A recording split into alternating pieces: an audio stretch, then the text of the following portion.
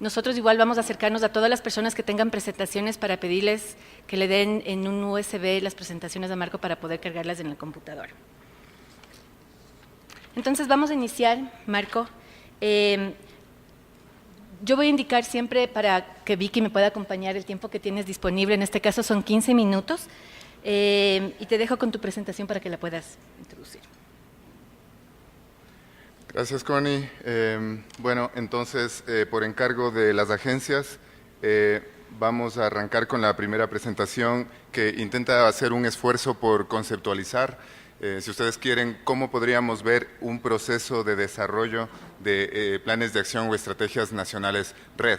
Espero no ir tan rápido por el tiempo, pero bueno, la presentación se queda con ustedes, entonces pueden analizarla con tiempo. Básicamente vamos a ver tres cosas en esta presentación.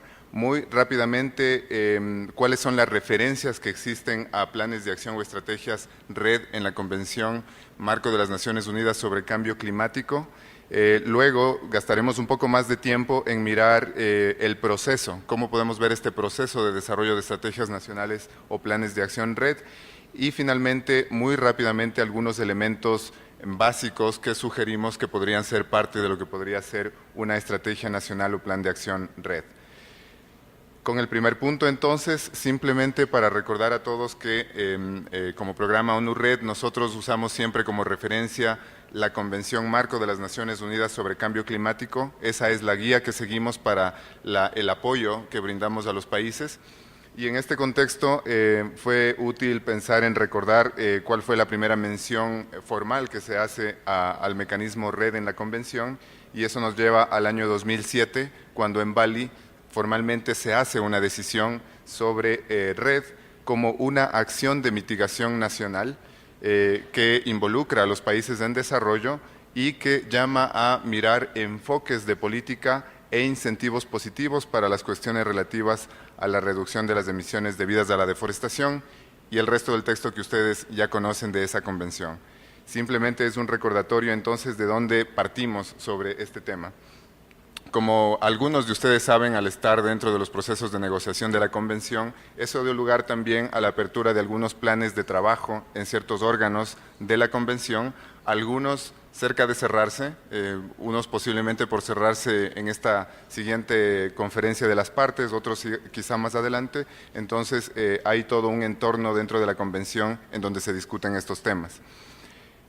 Ahora, rápidamente, ¿en dónde se menciona específicamente el tema de planes de acción y estrategias nacionales? Y por eso nos referimos a las dos cosas, porque la Convención de Cambio Climático en el año 2010, a través de las decisiones adoptadas en Cancún, lo que comúnmente se conoce como Acuerdos de Cancún, establece por primera vez este nombre y se refiere de una manera genérica a planes de acción o estrategias nacionales red. Y la referencia específica llama a que para implementar actividades red, los países en desarrollo deben desarrollar un plan de acción o una estrategia nacional red en el contexto de un financiamiento adecuado y predecible y en base a las circunstancias nacionales. Así es como aparece por primera vez la referencia a este tema. Posteriormente, en las siguientes decisiones, tanto en la de Cancún como en la siguiente, se hace una referencia específica y se recuerda que para obtener financiamiento basado en resultado en el contexto de la Convención, los países en desarrollo deben tener un plan de acción o estrategia nacional red. Unas referencias adicionales a este tema también en los acuerdos de Cancún establecen que al desarrollar y aplicar planes de acciones o estrategias red se pide abordar algunos factores. Los factores indirectos de deforestación y degradación de bosques, las cuestiones de tenencia de la tierra, gobernanza forestal, género y salvaguardas. Y se hace una referencia específica a guardar participación plena y efectiva de las partes interesadas, con una especial mención en pueblos indígenas y otras comunidades locales. En los mismos acuerdos de Cancún se habla también de las tres fases de desarrollo sobre red, en donde los planes de acción y estrategias nacionales aparecen referidos en dos de estas fases. En la primera, es más, se sugiere que ese debería ser uno de los primeros pasos con los que los países inician su proceso. Finalmente, y más recientemente, en la última conferencia de las partes de la Convención, se hace una referencia nuevamente a los planes de acción o estrategias nacionales, indicando que el centro de información de la plataforma web de la Convención tendrá un vínculo a estos planes de acción o estrategias nacionales de los países. Es decir, habrá un vínculo que lleva a diferentes usuarios de la página web a mirar este documento. Entonces, el siguiente punto, ¿cómo vemos el proceso? ¿Cómo sugerimos que podríamos entender el proceso de desarrollo de una estrategia nacional red? Primero que nada, tal vez enfatizar que lo vemos más como un proceso, más que como un documento como tal. En efecto, nos lleva a tener un documento en algún momento, pero es más importante poder mirar el proceso en su conjunto. Entonces, sugerimos que para arrancar, la primera cosa debería poder ser tener un sustento de inicio mediante el cual el país sustenta cuáles son las razones por las que quiere iniciar a trabajar en un proceso red. Un sustento de inicio que es la clave y que en el costado de la derecha ustedes van a ir viendo algunos insumos y productos de este proceso. Entonces, en este primero tenemos algunas cosas. El marco legal existente o el marco de políticas existente en el país puede ser ya parte de ese sustento de por qué trabajar con red. También pueden haber declaraciones que se hacen a nivel internacional por diferentes autoridades o diferentes entidades, y así también como algunos compromisos. Entonces, hemos visto que por el lado de estos elementos están algunas de las parte del razonamiento de por qué algunos países deciden iniciar a trabajar en un proceso red. Dado un sustento de inicio, una motivación, una justificación de por qué empezar, hay dos momentos importantes que tienen que ver con la generación de insumos técnicos. Vamos a ver luego detenidamente cada uno de estos, ahora paso rápido el proceso. Paralelamente a la generación de estos insumos técnicos, habría un proceso de revisión de esos insumos y posiblemente la incorporación de otro tipo de insumos que no son, digamos, necesariamente técnicos, pero que podrían tener de pronto quizá algún carácter político y que van a depender más bien de un proceso de mirar los resultados de estos insumos técnicos con varios actores. Como productos como insumos, tenemos estudios, análisis específicos, minutas de reuniones entre, por ejemplo, comisiones, grupos asesores, etcétera, posicionamientos que los países o instituciones de los países hacen sobre el tema, e incluso se ha sugerido tener una evaluación de la capacidad técnica como un insumo importante en este momento, en esta parte del proceso.